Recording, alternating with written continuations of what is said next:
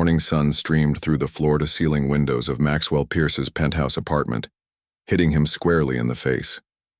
He groaned and rolled over, his head pounding from last night's excesses at the Pinnacle Club. At 34, Maxwell had everything money could buy: a tech empire worth billions, homes around the world, and a lifestyle most people only dreamed about. What he didn't have was a hangover cure that actually worked. His phone buzzed relentlessly on the nightstand.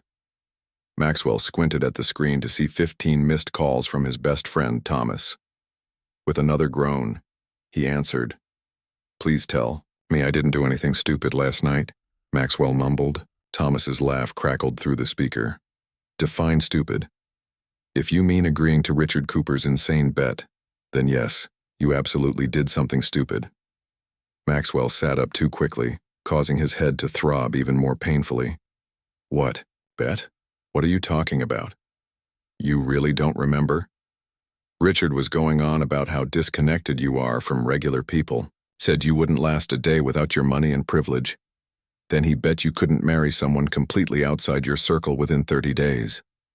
And I agreed to this?" Maxwell felt his stomach drop. "Not only agreed, my friend. You shook on it in front of everyone and put up your new yacht against Richard's summer house in the Hamptons." Maxwell collapsed back onto his pillows. Richard Cooper had always been a thorn in his side, old money looking down on Maxwell's new tech fortune. "This has to be a joke. The contract in my email says otherwise. The terms are clear. You have to marry someone who works a minimum wage job, someone who, and I quote, has never set foot in your world. The marriage has to last at least 1 year or you forfeit automatically." "This can't be legally binding," Maxwell protested. "The wager itself is legally binding since you both signed it."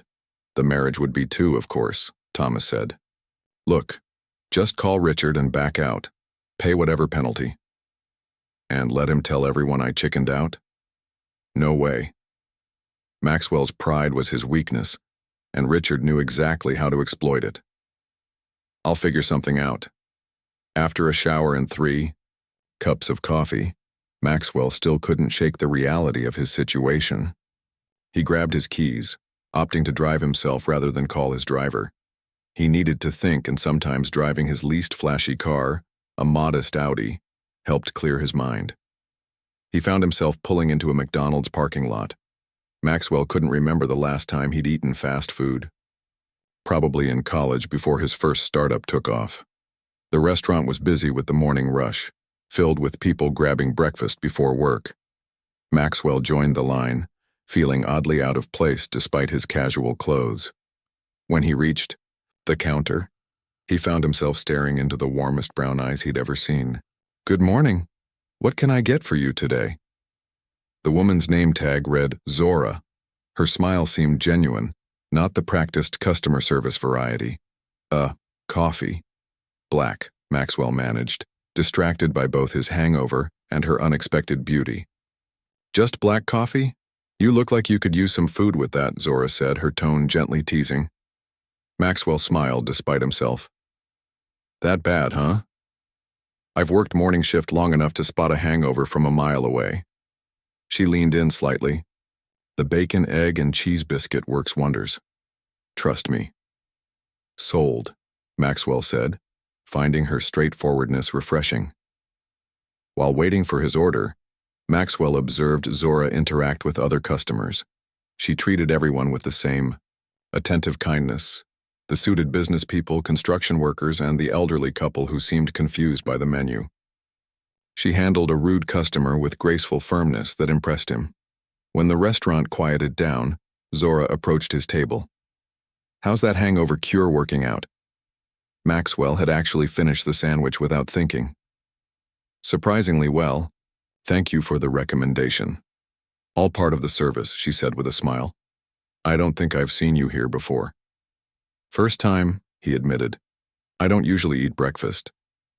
"Most important meal of the day," Zora countered, "especially when recovering from whatever fancy party put those circles under your eyes." Maxwell laughed. "It wasn't worth it, believe me." A sudden thought struck him as he watched Zora return to help a new customer.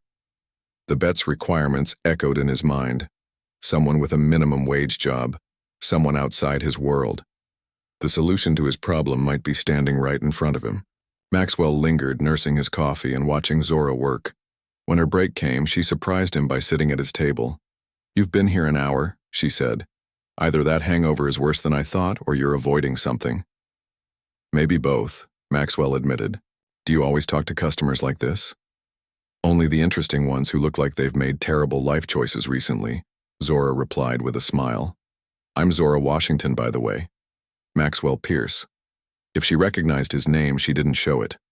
Maxwell was used to people's expressions changing when they realized who he was, and how much he was worth. "So, Maxwell Pierce, what brings you to this McDonald's on a Tuesday morning looking like you've been hit by a truck?" He considered, telling her some sanitized version of the truth, but found himself saying, "I made a bet I shouldn't have, and now I'm trying to figure out how to win it without making a complete fool of myself." "Must be some bet," Zora said. "You have no idea," Maxwell replied. "What about you? Working here long?" "About 8 months at this location. It helps pay the bills while I finish my graduate program." Maxwell perked up. "You're in grad school? Studying what?" "Organizational psychology with a focus on workplace equity," Zora said. "I'm particularly interested in how socioeconomic background affects workplace dynamics." The conversation flowed easily after that. Maxwell learned that Zora was 29, lived with a roommate in an apartment 20 minutes away, and was passionate about creating more equitable work environments. She spoke about her research with such enthusiasm that Maxwell found himself genuinely interested, temporarily forgetting about his predicament. "Break's over," Zora said eventually, glancing at her watch. "It was nice talking with you, Maxwell. Would you want to continue this conversation sometime? Maybe over dinner?" The words left his mouth before he could overthink them. Zora looked surprised. "Are you asking me out?" "Yes," Maxwell said, suddenly confident. "I am." She studied him for a moment. "Why?" The question caught him off guard. "Why not? We had a good conversation. I'd like to have more of them." "Men who look like you don't usually ask out women who work at McDonald's," Zora said bluntly. "Especially not men who are clearly hiding an expensive watch under their sleeve." Maxwell instinctively touched his wrist where his watch was partially concealed. "Maybe I'm not like most men." "That remains to be seen," Zora replied. After a pause, she pulled out her order pad and wrote down her number. "I'm free Friday night. Nothing fancy, please. I get enough pretension in my academic life." "Friday it is," Maxwell said, taking the paper. "Nothing fancy. I promise." As he watched her return to work, Maxwell felt a twinge of guilt. He had approached Zora with the bet in mind. But their conversation had been surprisingly enjoyable. She was smart, perceptive, and completely unlike the people in his social circle. Outside in his car, Maxwell called Thomas. "I might have found a solution to our problem." "Already?" "It's been 5 hours since I called you. Her name is Zora Washington. She works at McDonald's and she's getting her master's degree. We're going out Friday." Thomas was silent for a moment. "Max, think about what you're doing. This isn't just about the bet anymore. You're talking about marrying someone for a wager." "I know how it sounds," Maxwell said. "But she's interesting, and it's not like I'm planning to propose on the first date." "But you are planning to propose." Maxwell stared through the windshield at Zora efficiently working behind the counter. "Let me get to know her first. Maybe there's a way this works out for everyone." As he drove away, Maxwell tried to ignore the growing feeling that he was making an even bigger mistake than the drunken bet. But something about Zora Washington had caught his attention, and not just as a solution to his problem. For the first time in a long time, he was genuinely curious about someone else's life, someone who saw the world completely differently than he did. What had started as a hangover and a crisis had somehow turned into the most interesting morning Maxwell had experienced in years. He just hoped he wouldn't regret what came next. Friday evening arrived faster than Maxwell expected. He'd spent the week distracted during meetings, his thoughts drifting to Zora more often than he cared to admit. He'd chosen a casual neighborhood restaurant for their date. Nothing fancy as promised, but still with excellent food. Maxwell arrived early, feeling strangely nervous. He couldn't remember the last time he'd felt anxious about a date. Usually women were eager to please him, already impressed by his wealth and status. But Zora didn't even seem to know who he was, and strangely, that made her opinion matter more. When she walked through the door, Maxwell's breath caught. Outside of her McDonald's uniform, Zora was stunning in simple jeans and a blue blouse that complemented her dark skin. Her hair was worn natural in tight coils that framed her face perfectly. "You found the place," Maxwell said, standing to greet her. Zora smiled. "I've actually been here before. They make amazing pasta." "Really? It's my first time," Maxwell admitted. "My assistant recommended it." Zora raised an eyebrow. "Your assistant?" Maxwell realized his slip. "I have a demanding job. Sometimes I need help managing things." "Must be nice," Zora said, sitting down. "What exactly do you do, Maxwell?" "You never mentioned it during our chat at McDonald's." Maxwell hesitated. The truth would change everything, but a lie would eventually be discovered. He opted for vagueness. "I work in tech. Started a company a few years back that did well." "How well?" Zora asked directly. "Well enough that I don't have to worry about money," Maxwell said carefully. Zora studied him. "So that watch you were hiding the other day probably costs more than my yearly tuition, right?" Maxwell smiled sheepishly. "Probably. I appreciate you keeping your promise about nothing fancy," Zora said, looking around the restaurant. "Though I suspect your definition of not fancy is different from mine." Their conversation flowed as easily as it had at McDonald's. Maxwell found himself fascinated by Zora's perspective on everything, from workplace dynamics to her favorite books. She spoke passionately about her research and her dream of creating more equitable workplaces. Most companies talk about diversity and inclusion, but few actually create environments where people from different backgrounds can truly succeed, Zora explained. "My research looks at the invisible barriers, the subtle ways workplace culture can exclude people without anyone realizing it." "Like what?" Maxwell asked, genuinely interested. "Like assuming everyone can afford to front money for business expenses and wait for reimbursement, or scheduling team-building activities that working parents can't attend, or expecting certain educational backgrounds or cultural references that are class-specific." Maxwell thought about his own company.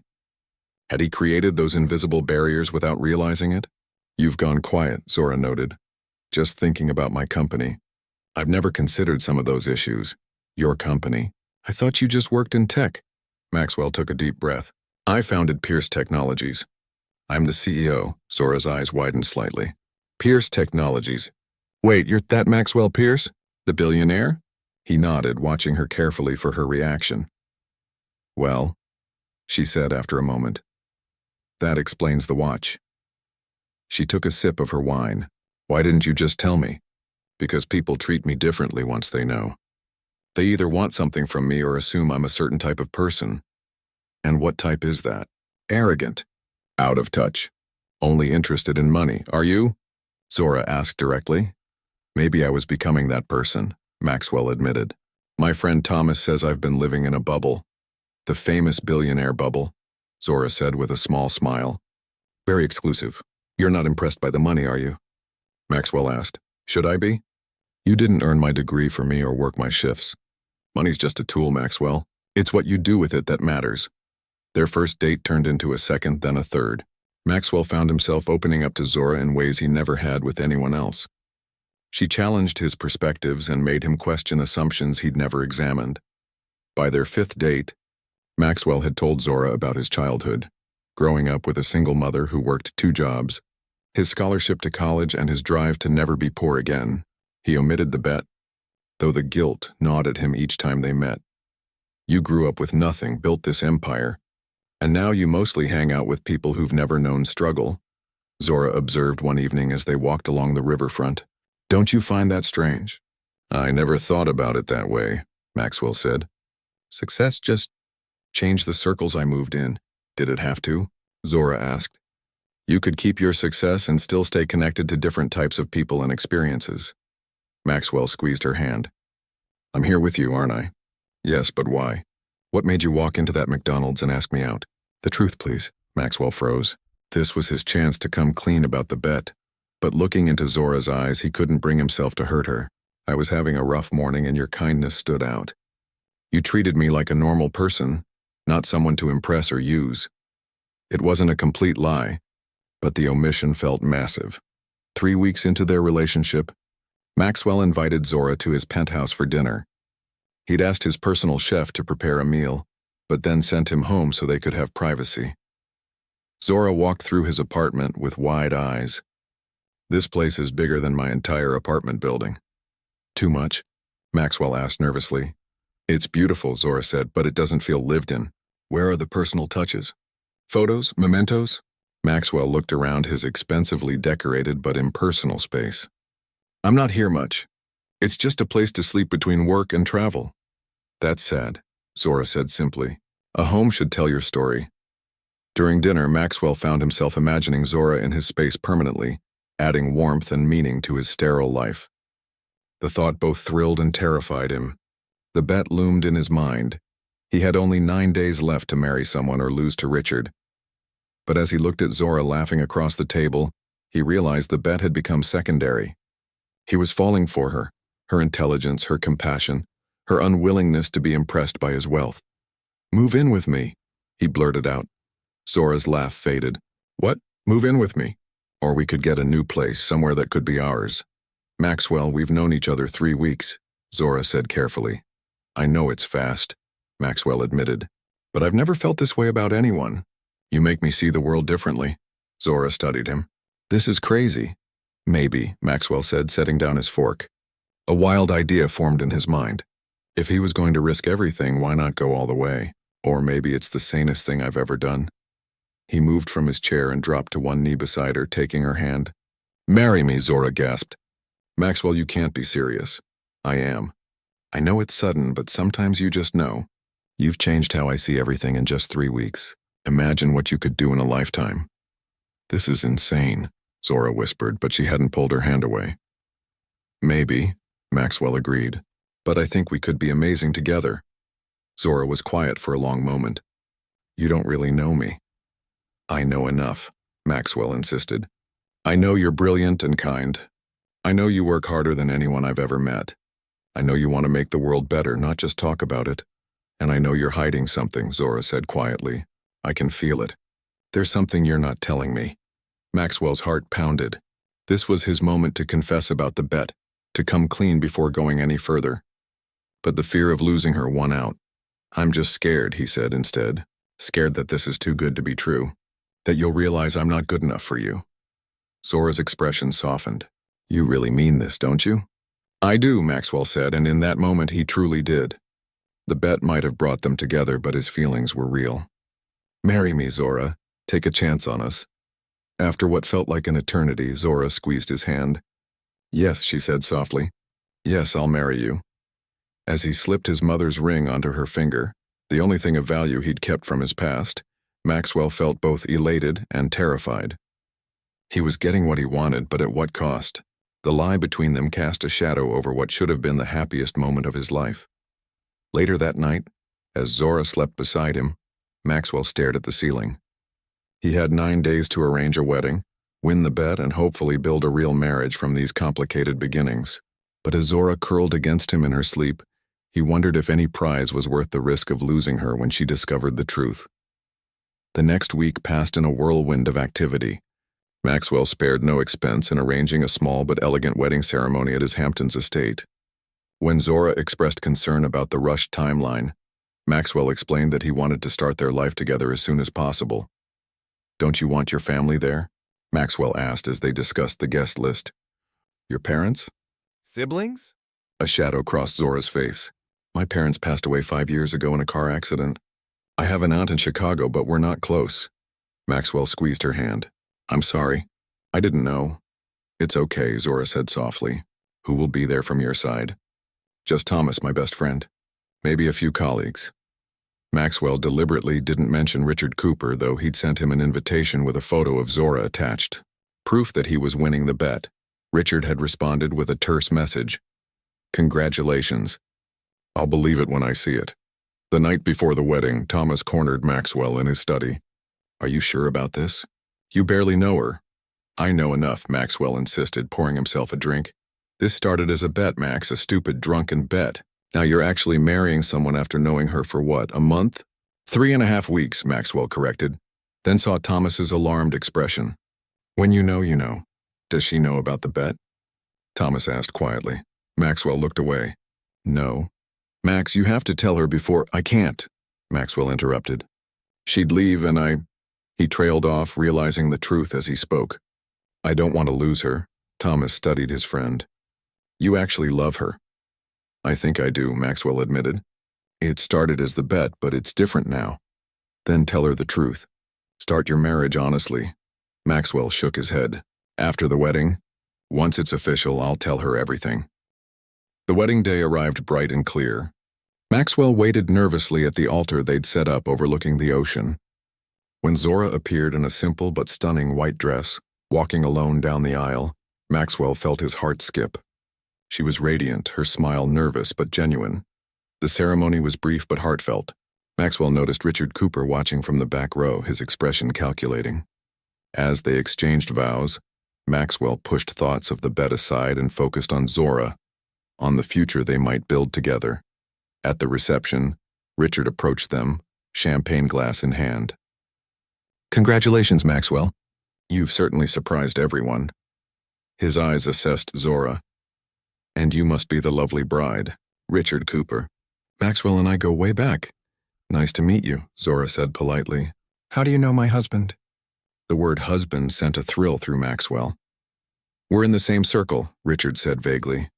Though Maxwell has always been one for unexpected moves. Maxwell tensed, afraid Richard might reveal the bet, but he merely smiled and moved on after offering insincere well wishes. The news of their marriage broke the next day. Tech billionaire weds McDonald's employee and whirlwind romance, screamed the headlines. Paparazzi camped outside their building hoping for photos of the unlikely couple. I didn't expect this, Zora said, looking down at the photographers from their penthouse window. I'm sorry, Maxwell said, putting his arm around her. It'll die down eventually. Zora turned to him. Are you ashamed of me? Is that why you kept the wedding so small? What? No. Of course not, Maxwell insisted. I just wanted it to be intimate, special. Your friend Richard didn't seem to think I belonged there, Zora observed. Richard's an ass, Maxwell said flatly. Ignore him. Their first month of marriage brought adjustments for both of them. Maxwell was used to living alone, making decisions without consulting anyone. Zora was used to a roommate and a tight budget. They clashed over small things, Maxwell's excessive spending, Zora's insistence on doing household chores herself rather than relying on staff. We have a housekeeper for a reason, Maxwell said, finding Zora cleaning the kitchen one evening. Rosa works hard enough without me making extra messes, Zora replied. Besides, there's nothing wrong with cleaning up after yourself. Maxwell watched her, bemused. You're not what I expected. What did you expect? That I'd start spending your money and lounging around all day? Most people would, Maxwell admitted. Zora put down her sponge. I'm not most people. I didn't marry you for your money, Maxwell. The guilt that had been simmering inside him intensified. Despite the occasional clash, they settled into a rhythm. Zora continued her graduate studies and her job at McDonald's. Despite Maxwell's confusion. You don't need to work there anymore, he pointed out one morning as she put on her uniform. I know I don't need to, but I want to finish what I started, Zora explained. My research focuses on minimum wage workers. I can't just abandon it because my circumstances changed. Her dedication impressed him. Maxwell found himself looking at his own company with fresh eyes, implementing changes inspired by Zora's research, better benefits for entry-level employees, more flexible scheduling for working parents, mentorship programs for staff from disadvantaged backgrounds. 6 weeks into their marriage, Maxwell hosted a dinner party for his closest business associates. It was Zora's first real introduction to his social circle. Just be yourself, Maxwell assured her as they dressed. They'll love you. But as the evening progressed, Maxwell noticed the subtle ways his colleagues' partners excluded Zora from conversations or spoke to her with condescension. So you actually work at McDonald's? Asked Vivian Harper, wife of Maxwell's chief financial officer. How interesting. I do, Zora replied calmly. The research experience is invaluable for my thesis. Research? I thought you just worked there, another woman said with surprise. I'm completing my master's in organizational psychology, Zora explained. My focus is workplace equity across socioeconomic divides. How noble, Vivian said with a thin smile. Though I imagine your perspective has changed now. She glanced meaningfully around the lavish apartment. Maxwell, overhearing, felt a surge of pride when Zora replied, My perspective has broadened, not changed. That's the difference. Later that night, after everyone had left, Zora was quiet as they got ready for bed. I'm sorry about Vivian and the others, Maxwell said. They can be condescending? Elitist? Zora suggested. I was going to say difficult, Maxwell admitted with a small smile. You handled them beautifully. Is that how you see me? As someone who needs to be handled? No, Maxwell said quickly. That's not what I meant. Zora sat on the edge of the bed. Sometimes I feel like I don't know why I'm really here, Maxwell. Everything happened so fast. Maxwell sat beside her, taking her hand. You're here because I love you. The words hung between them the first time he'd said them aloud. Zora studied his face. Do you, or do you love the idea of me? The way I make you feel different from people like Vivian and her husband? That's not fair, Maxwell said, hurt by her accusation, isn't it? We barely knew each other when you proposed. Sometimes I wonder if there was another reason. Maxwell's heart raced. What do you mean? I don't know, Zora said, looking away. Sometimes you get this look like you're keeping something from me. And your friend Thomas watches me like he's waiting for something to happen. You're imagining things, Maxwell said. But he couldn't meet her eyes. Am I? Zora asked softly. Then look at me and tell me there's nothing you're hiding. Maxwell tried, but the words wouldn't come. Instead, he pulled her close and kissed her, hoping to distract both of them from the truth that hung unspoken between them. That night, as Zora slept beside him, Maxwell stared at the ceiling. He'd won the bet. The yacht was his. Richard Cooper had been silenced, and his pride remained intact. But the victory felt hollow compared to what he stood to lose if Zora discovered the truth.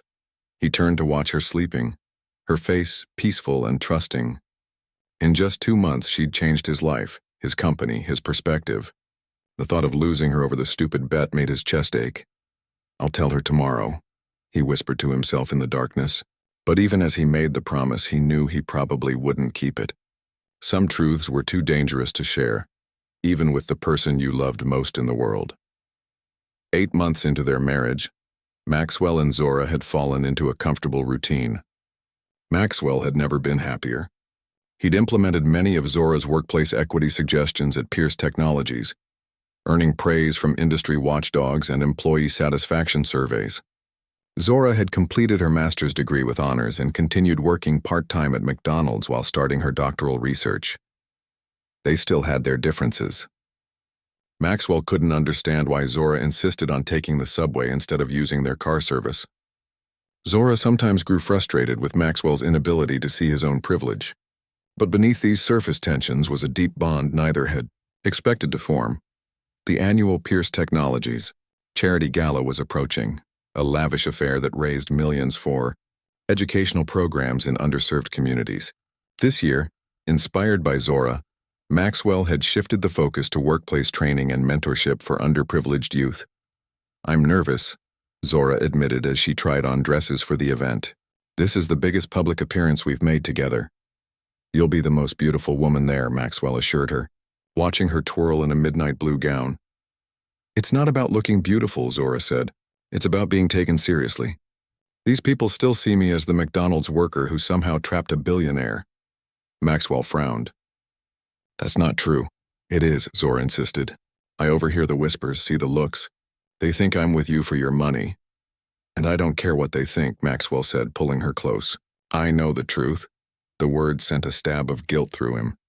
He still hadn't told her about the bet, and as time passed, finding the right moment seemed increasingly impossible. The night of the gala arrived. Their grand ballroom was transformed with elegant decorations, and the guest list included celebrities, business titans, and political figures. Maxwell watched proudly as Zora worked the room, impressing his associates with her intelligence and charm. She's quite the find, Thomas commented, appearing at Maxwell's side with 2 glasses of champagne. You really got lucky? It wasn't luck, Maxwell said, accepting the drink. It was fate. Thomas gave him a pointed look. Have you told her yet? Maxwell looked away. I'm waiting for the right time. It's been 8 months, Max. There is no right time to tell someone you married them because of a bet. It's not like that anymore, Maxwell protested. I love her. Then be honest with her before what? Came a smooth voice from behind them. Richard Cooper stood there, champagne in hand, his smile not reaching his eyes. Richard, Maxwell greeted stiffly. I didn't think you were coming, and miss seeing how your unconventional marriage is progressing. Never. Richard's gaze shifted to Zora across the room. She's holding up her end rather well. Who would have thought a fast food worker could mingle with our crowd so effectively? Maxwell's jaw tightened. Zora has a master's degree and is starting her doctorate. Yes, I heard. Very commendable. Richard sipped his champagne. The year is almost up, you know. What are you talking about? Maxwell asked. Our arrangement. The bet was that you'd stay married for at least a year, remember? You've only got 4 more months to go. Thomas stepped closer. Richard, don't what? Remind Maxwell of our agreement. Richard's smile turned cruel. I've been a good sport about losing my Hampton house. The least he can do is acknowledge my graciousness. Maxwell grabbed Richard's arm and pulled him aside. This isn't the time or place to discuss this. On the contrary, Richard said, easily freeing himself from Maxwell's grip. I think your lovely wife might find it interesting to know how your relationship began. Fear shot through Maxwell. Richard, I'm warning you. You know, Richard continued, voice rising slightly. When I bet Maxwell he couldn't marry someone completely outside our circle within 30 days, I never thought he'd actually do it. Yet here we are. Maxwell froze, looking around to see if anyone had heard. To his horror, he saw Zora standing just a few feet away, her face a mask of confusion. What did you just say? She asked quietly. Richard turned to her with mock surprise. Oh, Mrs. Pierce, I was just reminiscing about the night your husband and I made our little wager. Surely he's told you about it. Zora looked at Maxwell, her eyes searching his face. What wager? The room seemed to still around them. Maxwell could feel curious glances from nearby guests. It's nothing, he tried to assure her. Richard's had too much to drink. Actually, I'm quite sober, Richard countered. Unlike the night Maxwell agreed to marry someone, anyone, from a completely different social sphere within 30 days. His yacht against my Hampton house. He looked between them with exaggerated concern. Oh dear, was this supposed to be a secret? The color drained from Zora's face. She looked at Maxwell, then at Thomas, whose guilty expression confirmed the truth. Zora, please. Maxwell began, reaching for her hand. It's not what it sounds like. She stepped back from his touch. Is it true? She asked, her voice barely above a whisper. Maxwell couldn't lie to her face. Yes, but all this time, Zora said, her voice breaking.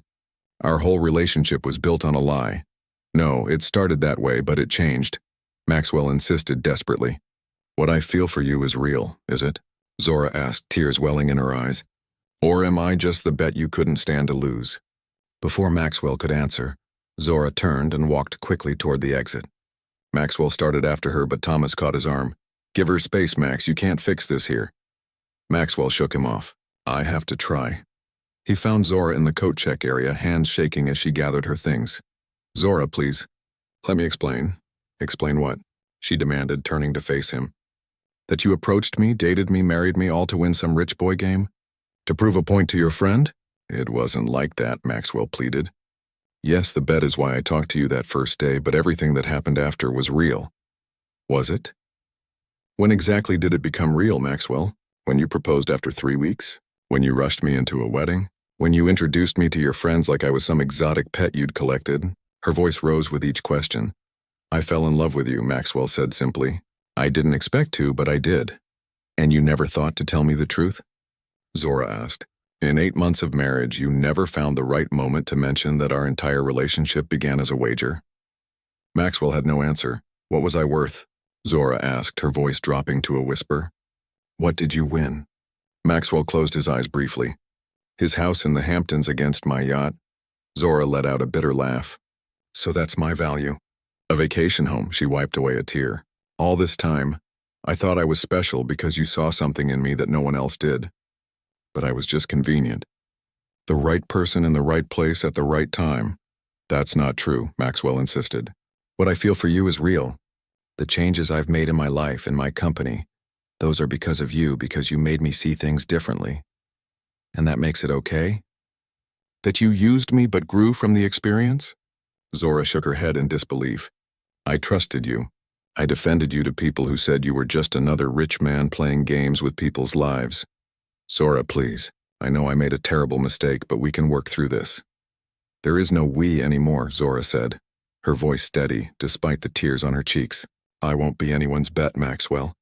Not even yours. She slipped her wedding ring off and placed it in his palm, closing his fingers around it. I'm going to pack my things. I'll be gone by morning. Where will you go? Maxwell asked, his own eyes filling with tears. Does it matter? Zora replied. We're done. Maxwell watched helplessly as she walked out into the night, dignity intact despite her breaking heart. He stood there long after she'd gone, the ring clutched in his hand, the sounds of the gala continuing behind him as if his world hadn't just fallen apart. When he finally returned to the party, he went straight to Richard Cooper, who was smirking by the bar. Trouble in paradise? Richard asked. Without a word, Maxwell punched him squarely in the jaw, sending him sprawling across the floor. You win, Maxwell said coldly as security rushed toward them. The bet, the rivalry, whatever game we've been playing since college, it's over. You win. But as he walked away from the stunned silence that had fallen over the room, Maxwell knew that he had lost something far more valuable than any bet. That night, he returned to an empty penthouse. Zora had taken only her personal belongings, leaving behind all the jewelry and clothes he'd bought her. On the kitchen counter was a note with 2 simple lines. Some things can't be bought or won. Some mistakes can't be fixed. Maxwell crumpled the note in his fist, finally understanding just how much he had lost. 3 months passed like a fog for Maxwell. He buried himself in work, avoiding social events and ignoring calls from everyone except Thomas. The tabloids had a field day with the separation, publishing headlines like, Billionaire's quickie marriage ends in disaster, and fast food romance fizzles fast. Maxwell had tried everything to reach Zora. He'd called, texted, emailed, even sent letters to her university department. She had blocked his number and returned all his packages unopened. The only response came through her lawyer requesting a quiet, dignified divorce with no demands beyond what she had entered the marriage with. You need to sign these, Thomas said one evening, placing divorce papers on Maxwell's desk. Her lawyer says she won't contest anything. She doesn't want your money. Maxwell stared at the documents. I don't want to sign them. Max, it's been 3 months. She's made it clear she's done. I can't just give up, Maxwell insisted. What we had was real, Thomas. I know I messed up, but there has to be a way to fix this. Thomas sighed. Some things can't be fixed with money or power, Max. You betrayed her trust in the most fundamental way. I need to see her. Talk to her face to face. She doesn't want to see you. Then I'll wait until she does. In the months since Zora left, Maxwell had changed. The experience had stripped away his arrogance, leaving behind a man who finally understood the consequences of treating people like pawns. He'd thrown himself into expanding the workplace equity program Zora had inspired, creating scholarships for disadvantaged students and implementing truly inclusive practices at Pierce Technologies. I want to show her I've changed, Maxwell told Thomas, that I learned from her. Then respect her wishes, Thomas replied. That's the first step to proving you've changed.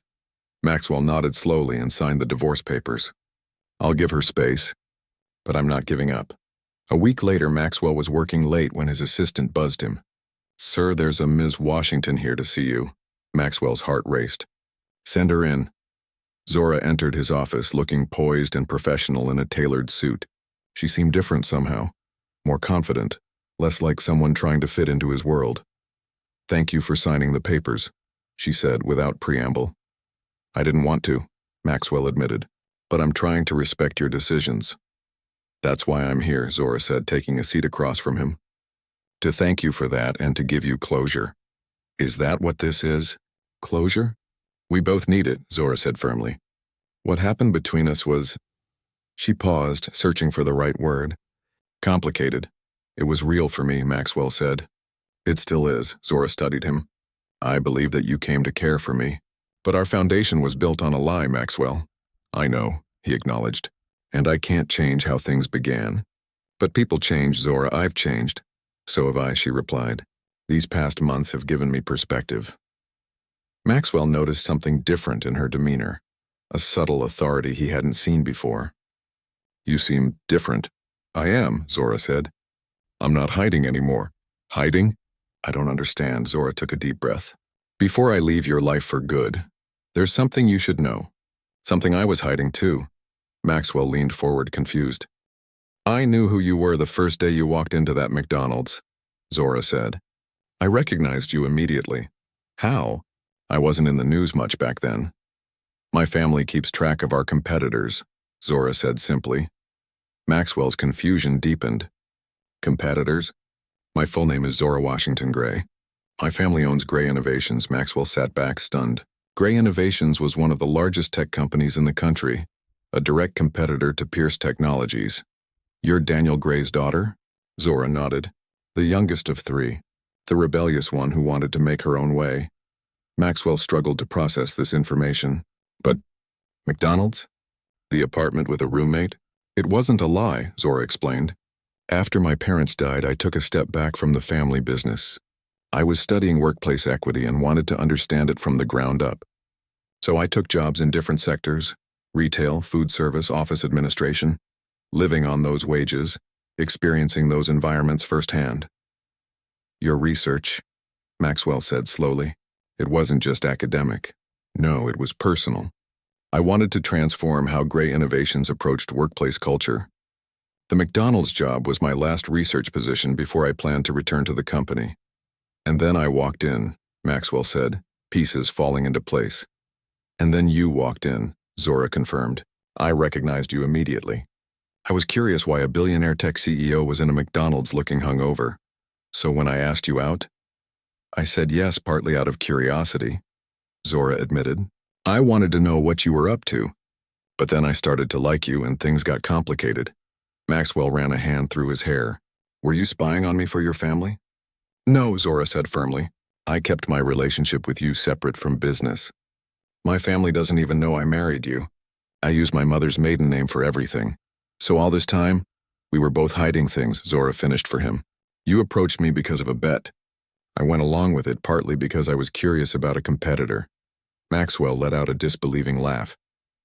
We're quite a pair, aren't we? Were, Zora corrected gently.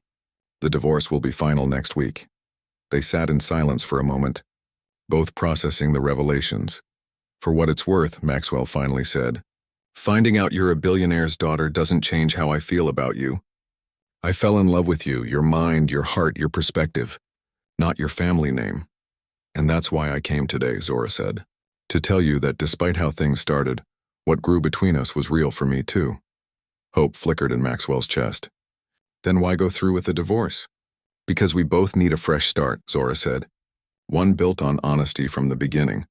What are you saying? Zora stood and walked to the window, looking out at the city lights. I'm saying goodbye to our marriage, but maybe not to us. Maxwell joined her at the window. I don't understand. When I walked out that night, I was heartbroken, Zora explained.